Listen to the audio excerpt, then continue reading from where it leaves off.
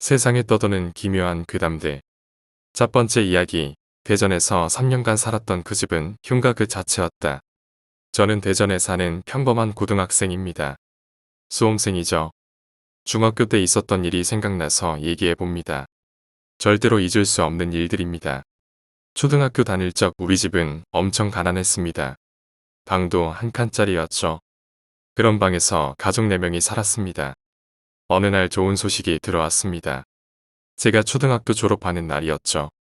그 소식이란 방 3칸과 거실도 넓고 화장실도 집안에 있다는 어느 한 주택으로 이사를 가게 되었다는 것입니다.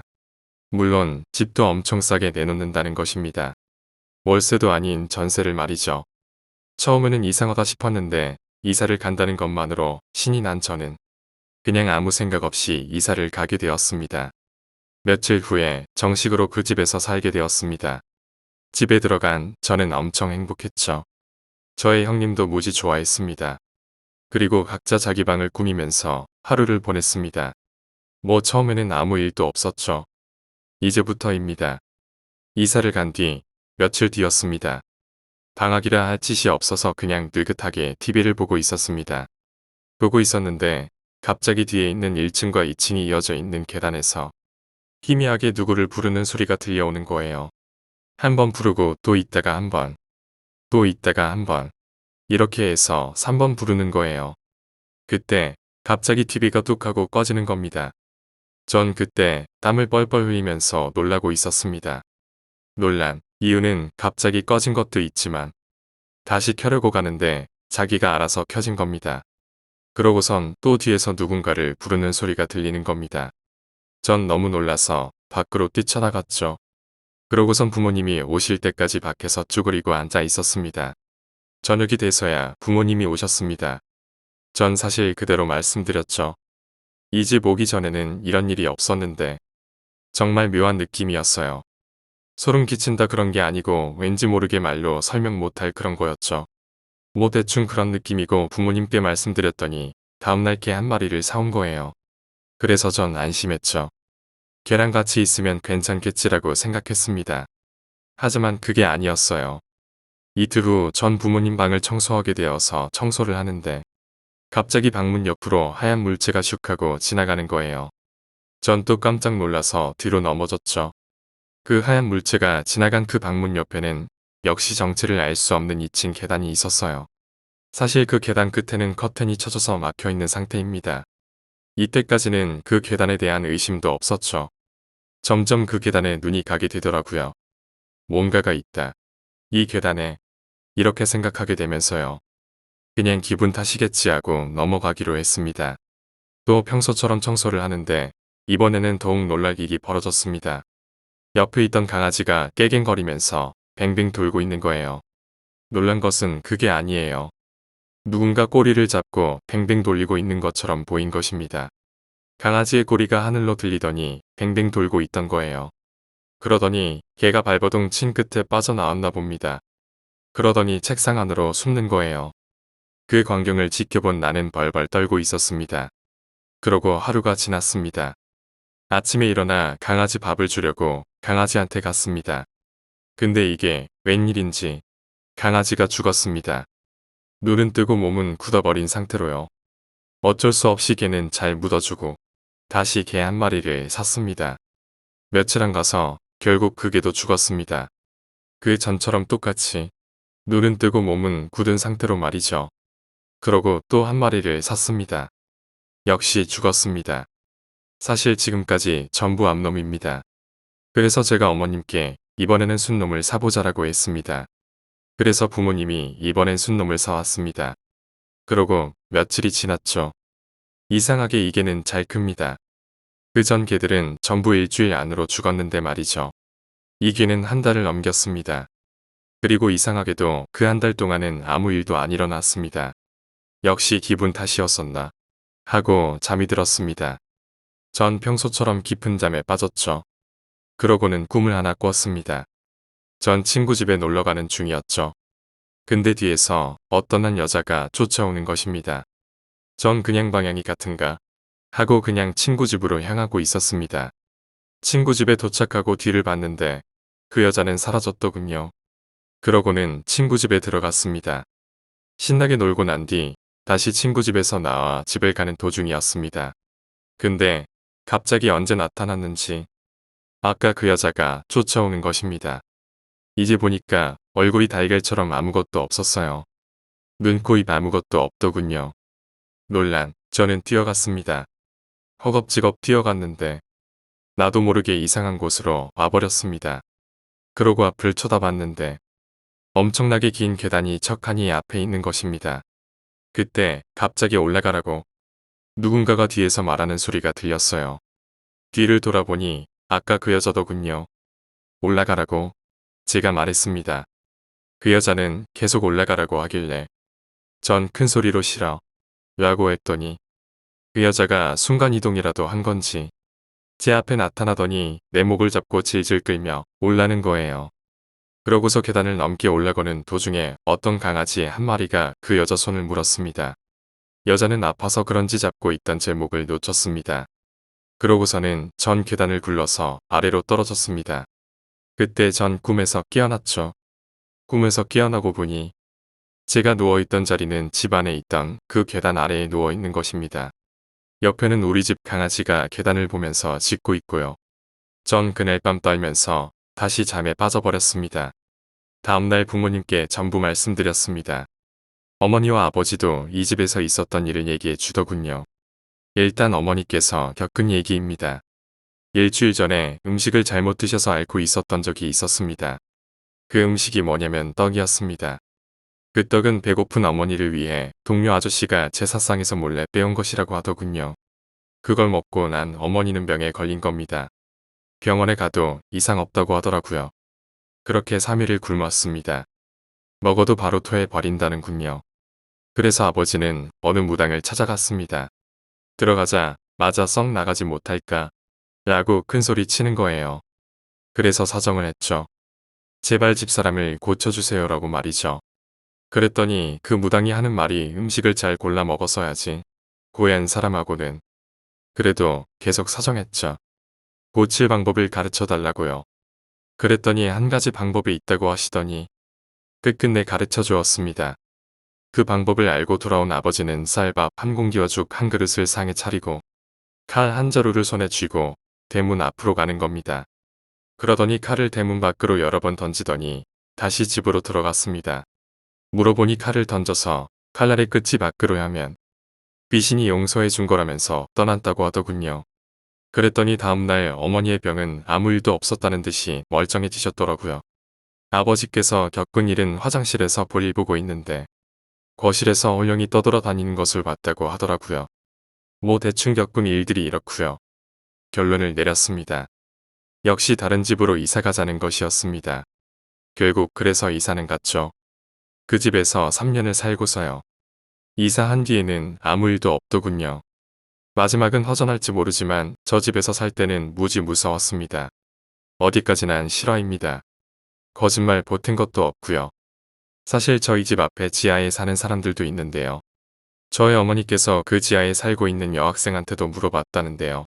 그 여학생도 저희 집 안에 떠다니는 뭔가를 봤다고 그러더군요. 또 그 집에 살면서 이런 일도 귀신이 장난을 친 건지 부엌에서 설거지하면서 음악을 듣고 있었습니다. 음악을 켜고 설거지하고 있는데요. 갑자기 알 수 없는 소리가 나오는 거예요. 이상해서 다시 재생을 누르려고 하니까 또 자기가 알아서 재생되는 거예요. 또 그냥 그렇다 싶어서 설거지하는데 갑자기 같은 일이 일어났죠. 전 겁이 많아서 집을 뛰쳐나왔어요. 제가 그 집 이사 가면서 겁이 많아졌습니다.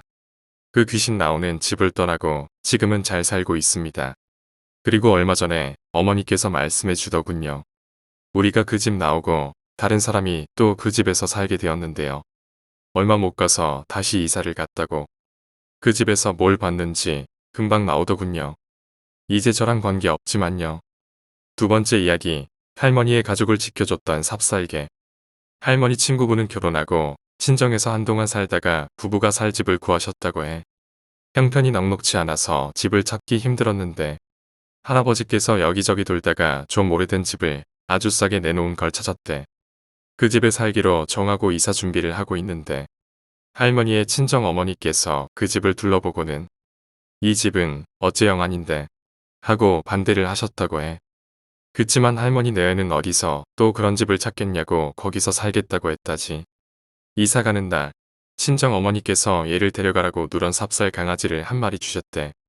그 집이 영터가 센지 어째 기운이 안 좋은데 얘가 제 밥값은 할 거라는 말과 함께 말이지. 평소에 강아지를 좋아했던 할머니 부부는 좋아라 강아지를 안고 새 집으로 향했는데 새 집에 도착하자마자 갑자기 강아지가 바르르 떨면서 마구 짖더라는 거야. 강아지가 온 집안을 다 뛰어다니면서 마루 밑을 보면서도 짖고 툇마루에 올라가서도 천정을 보고 짖고 방 안이며 집 마당은 물론이고 집안을 한바탕 원을 짖으면서 빙빙 돌았다고 해.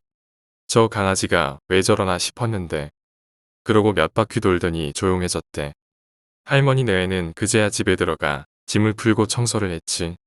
강아지는 굉장히 자주 짖었다고 해. 할머니가 낮에 집에서 살림하는 동안에도 할머니를 졸졸 따라다니다가 수시로 짖고 할아버지가 집에 돌아올 때마다 할아버지를 보고도 한동안 짖고 강아지가 너무 자주 짖으니까 아무리 시골집이라고 해도 이웃에서 시끄럽다고 찾아올까봐 할머니는 내심 걱정하셨다고 해. 그런데 한 달쯤 지나고 건너집에 사는 아주머니가 오셨는데 아주머니가 강아지를 보더니 삽살이가 영물이라더니 이 집 사람들이 강아지 덕을 보나봐요 그러더래. 그분 말이 이 집이 이사 온 사람마다 며칠을 못 넘기고 다 뛰쳐나간 집이라는 거야. 나중에 돌아다니면서 알아봤더니 이 집이 수십 년 전에 무당집이었는데 그 무당의 남편이 무당을 두고 바람이 나서 다른 여자와 도망을 갔다는 거야. 무당이 길길이 뛰면서 이 두 년 놈을 가만두지 않겠다고 난리를 쳤는데 무슨 저주를 거는지 집 주변에 이상한 깃대나 나뭇가지 같은 걸 잔뜩 세워두고 머리를 풀어헤치고 산신당에 기도를 다녀오고 그러더니 무섭게도 1년쯤 지나서 남편이 이 집에 돌아왔다는 거야. 그런데 돌아와서 얼마 안 돼요. 마당에 나무에 목을 메고 자살을 했지. 같이 도망갔던 상대 여자도 정신이 나가서 뛰쳐나갔다고 하고 무당은 남편이 죽은 걸 보고도 장례도 안 치러주고 짐 싸들고 어딘가로 가버렸대. 동네 사람들이 얼마 동안 손을 못 대다가 나중에 가서 시신을 내려주고 장례를 치러줬는데 그 집은 그러고 누가 들어가서 살지를 못했대. 워낙 오랜 세월이 흐른 뒤고 하니까 이제 이 집의 흉기도 많이 쇠했을 테니 다시 사람이 살 수 있는 걸 거라고 듣고는 왔지만 그날부터 할머니는 강아지를 옆에서 떼놓지 않으셨다고 해. 강아지는 시간이 흐르니까 전처럼 자주 짖지는 않았는데 가끔 아무것도 없는 곳을 보고 짖거나 으르릉거리긴 했다고 해. 그리고 보는 사람마다 동네 돌면서 시주 다니는 스님이건 교회 목사님이건 동네 어른들도 다 강아지를 보면 저놈이 영물이라고 했대. 주인인 할머니 가족에게는 굉장히 살갑고 잘 놀았다는데 이 집 귀신은 저 강아지가 다 쫓아낸 거라는 말을 한 분도 있었다더라고. 원래 불교에서 삽살이는 불개라고 한다나. 암튼 할머니는 그 집에서 자식들 낳고 키우고 나중엔 서울로 다 같이 이사를 오면서 그 집을 나왔는데 그 강아지가 죽고 나서 거진 12에서 3년 살았다고 해. 사람처럼 염을 해서 산에 묻어주셨대. 세 번째 이야기, 귀신을 보는 사람들. 기억이 있는 가장 어렸을 때 겪었던 일입니다. 제가 국민학교 2학년 때 일이에요. 저희 친정집은 빌라 2층인데 안방 창문을 열어두면 빌라 현관 앞에서 나는 소리가 바로 옆에서 들리는 것처럼 소리가 다 올라오는 집이에요. 그리고 안방 창문에서 내려다보면 가리는 곳 하나 없이 아래가 훤히 다 보였어요. 전 어렸을 때 안방에서 항상 할머니와 함께 잤어요. 벽에 붙어서 자는 걸 좋아해서 항상 창문 맞은편 벽 쪽에 누워졌지요. 그리고 그날도 지금 같은 열대야의 여름밤이었어요. 새벽 2시쯤 됐을까. 너무 시끄러운 소리 때문에 잠에서 깼어요. 누군지는 몰라도 우리 빌라 앞에서 막 큰 소리로 웃고 떠들고 난리가 난 거예요.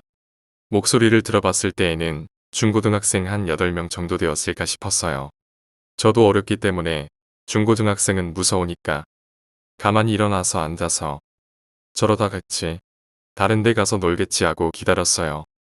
할머니는 바로 옆에서 코까지 골면서 잘 주무시는데 깨우기도 그렇고. 그런데 시간이 지나면 지날수록 목소리들이 점점 커졌어요. 막 깔깔깔 소리를 지르면서 서로 욕하고 장난을 치고 그러는 것 같더라고요.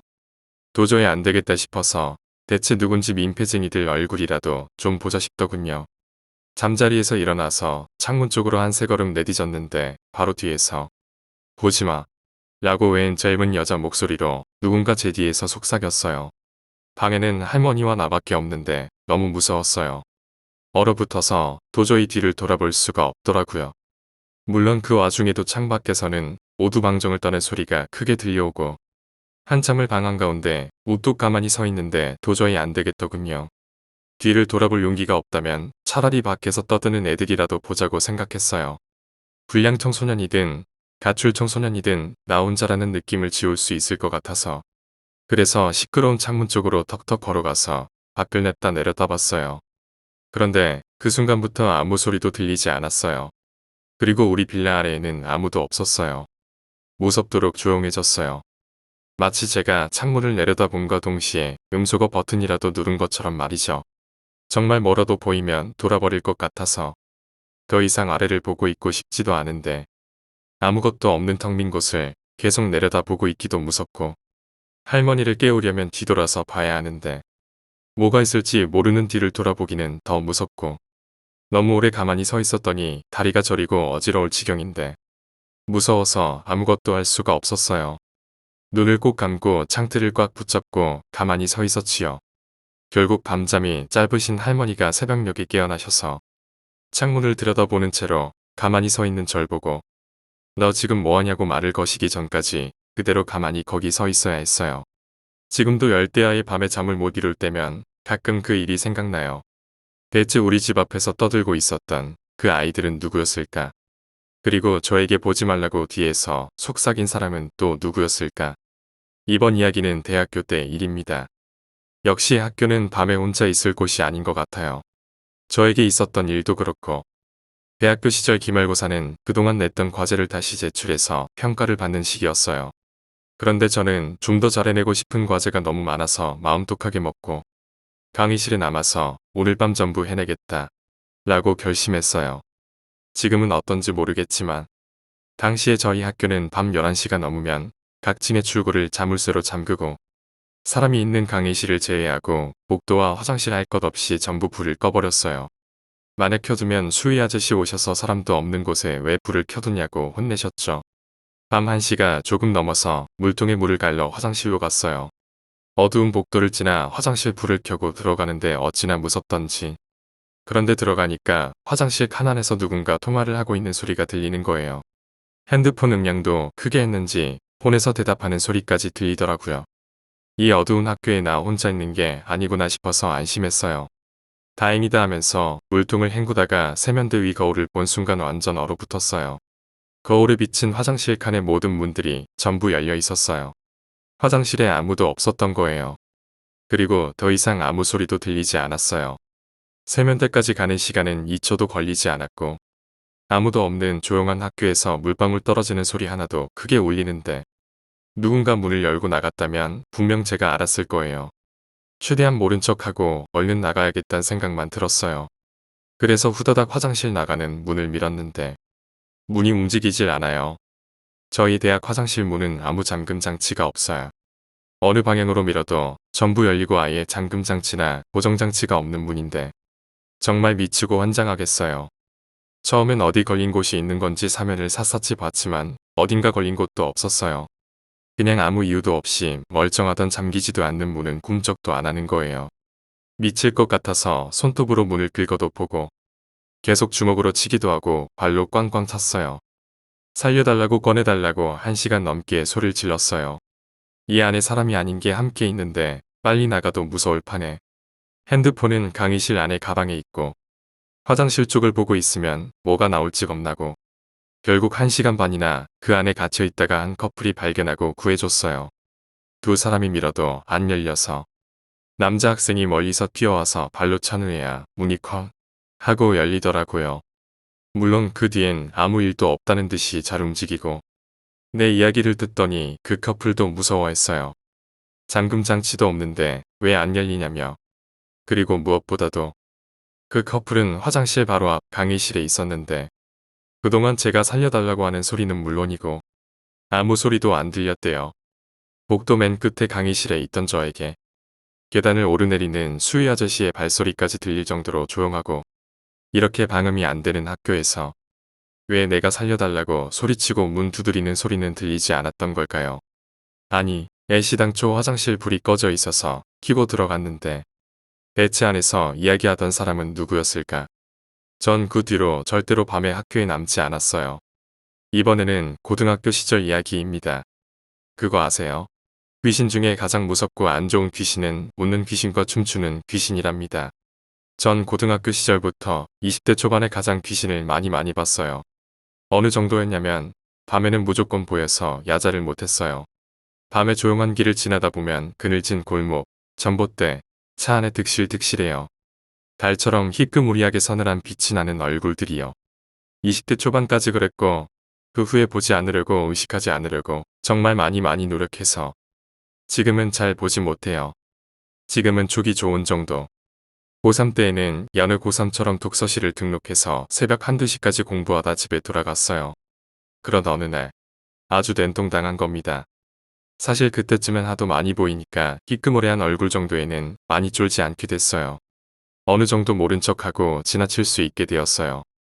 그래야 한다는 것도 본능적으로 알게 됐고요. 보인다 해도 보이는 척을 하면 안 됩니다. 따라올 수 있는 귀신들은 따라오거든요. 그런데 어두운 사거리 귀퉁이를 돌다가 눈이 딱 마주쳐버린 거예요. 지하 베란다에서 가슴까지 올라온 귀신이랑요. 이 귀신은 다른 귀신과는 급이 다르다는 걸 눈이 마주치자마자 알 수 있었어요. 다른 귀신은 달처럼 은은하게 빛이 나는 정도인데 아주 시퍼런 빛이 나는 거예요. 그리고 입이 정말 말 그대로 귀까지 찢어지게 웃고 있더군요. 눈이 마주치자마자 즉시 이 생각이 들었어요. 망했어. 눈이 마주쳐버렸어. 쟤도 내가 지를 보는지 알고 있어. 너무 무서워서 침도 못 삼키겠더군요. 말 그대로 기가 눌려버렸어요. 그래도 어떻게 해요? 집에 가야죠. 억지로 고개를 돌려서 발걸음을 옮기는 순간 전 발목이 걸려 길에 자빠져 버렸어요. 너무 무서워서 고개도 못 들겠고 일어설 수도 없었어요. 한참을 그렇게 그 골목 사거리에 주저앉아서 고개도 푹 숙이고 있었는데 어떤 아저씨가 보시고 학생 거기서 뭐해? 하고 말 걸어주셨을 때 벌떡 일어나서 집까지 달려갔어요. 다음 날 교복 입고 양말 신을 때 알게 됐어요. 발목이 걸린 게 아니라 잡힌 거였더군요. 발목에 시커먼 손자국 멍이 있었죠. 제가 살다 제 몸에 영향을 준 귀신은 그 귀신이 처음이자 마지막이네요. 이번 이야기는 약간 특이한 이야기예요. 제가 살던 동네에는 공원을 끼고 쭉 안쪽으로 들어가는 길이 있어요. 해가 져서 무섭다는 친구를 집까지 배웅해 주기로 하고 함께 걸어갔어요. 평소에는 사람도 적고 한적한 길인데 그날은 어째서인지 길에서 두 가지를 많이 보았어요.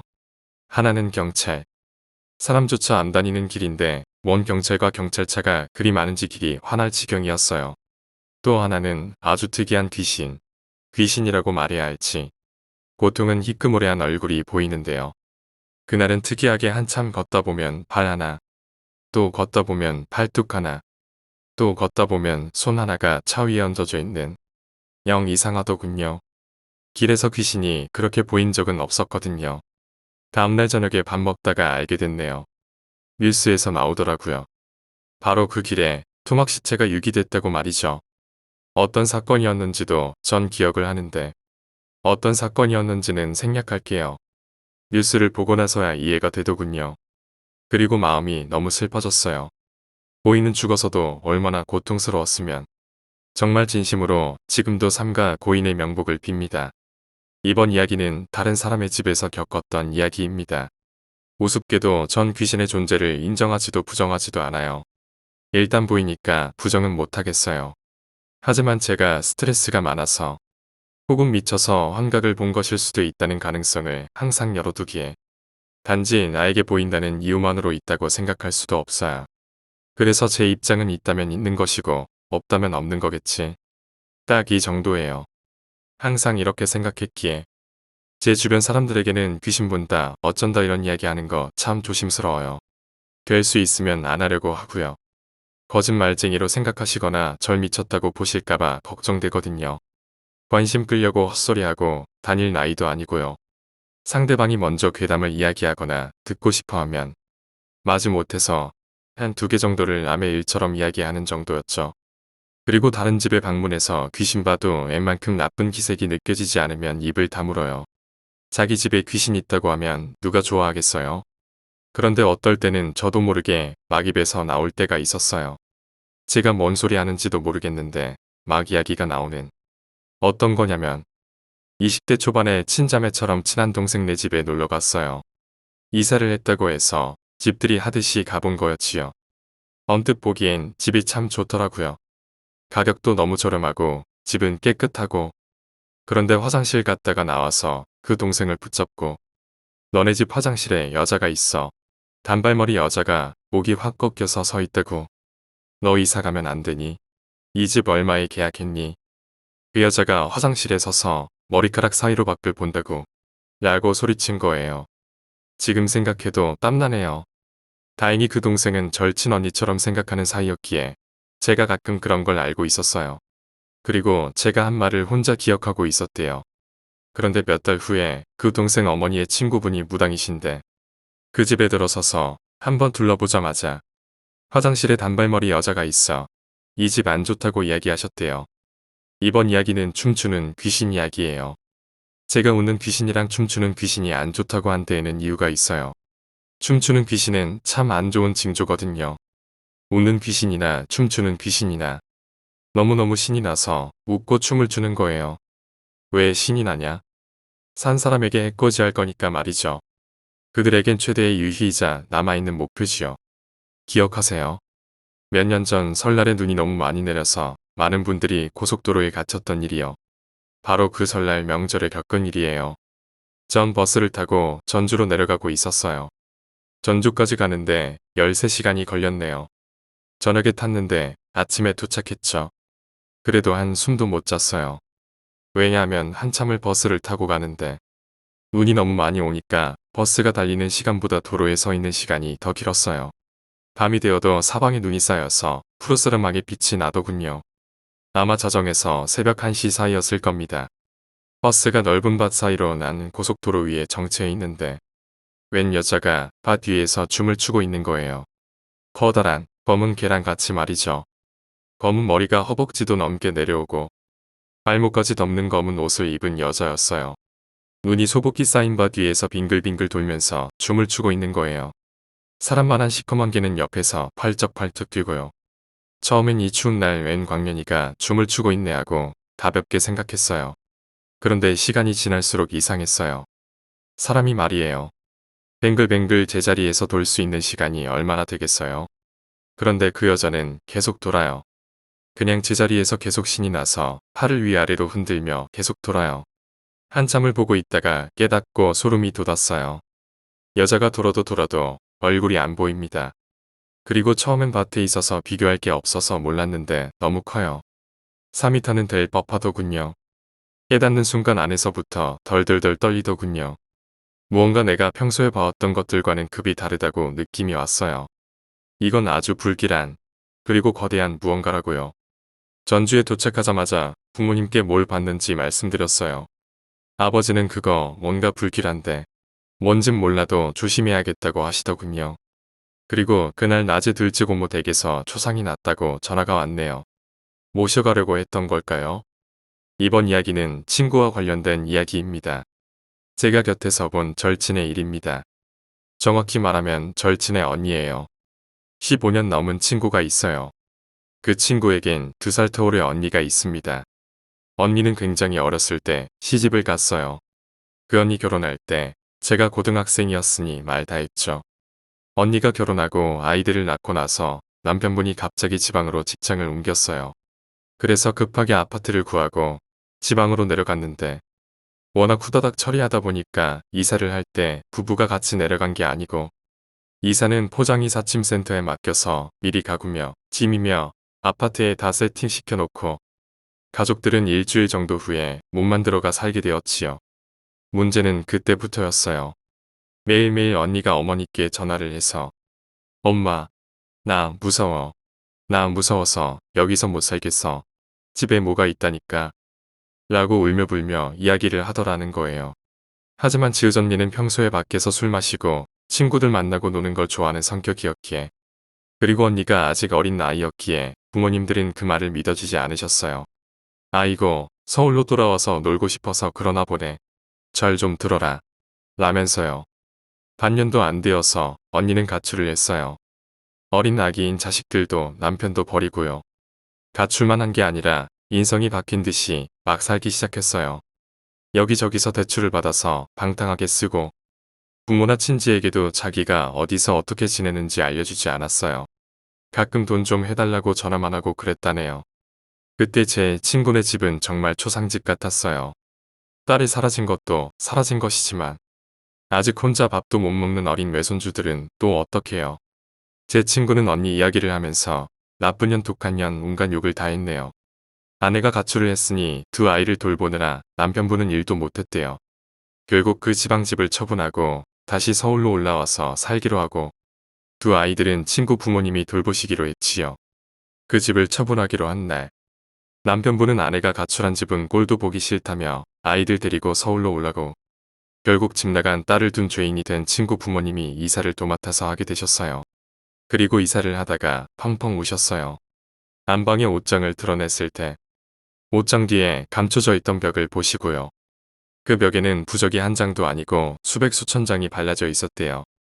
너무 부적을 겹쳐 발라서 벽은 보이지도 않고 부적 위에 부적을 발라서 말 그대로 부적으로 도배를 해놓은 형상이었대요. 부모님은 널 믿어주지 않아서 미안하다 하며 우셨대요. 나중에 예전에 이사를 시켜준 이삿짐 센터를 찾아가서 뒤집어 놓으셨대요. 그 이삿짐 팀장이 우리도 보고 놀라긴 했지만 이걸 말씀드리면 이사를 안 한다고 하실까봐 라고 했다네요. 그 뒤에도 언니는 집에 돌아오지 않았어요. 간간히 집에 돈을 요구하는 전화만 했죠. 자식을 그리도 이뻐하던 언니가 하나당 1,000만 원씩 주면 내가 데려다 기를게. 이런 패륜적인 말을 하고 예전에 그 사람 같지가 않았어요. 친구 어머니는 너무 힘들어서 그리고 딸이 걱정돼서 굿까지 버리셨대요. 그리고 언니랑 통화할 때 그 이야기를 했더니 갑자기 굵고 낮은 남자 목소리로 내가 없는데 굿이대 라고 말하더래요. 친구 어머니는 시퍼렇게 겁에 질리셨고 펑펑 울며 그 이야기를 제 친구에게 하셨죠. 친구는 이 이야기를 저에게 해주었고요. 아직도 언니는 밖으로만 나돌며 예전으로 돌아오지 않네요. 언니가 하루빨리 멀쩡한 정신으로 자식들 곁으로 돌아왔으면 좋겠어요.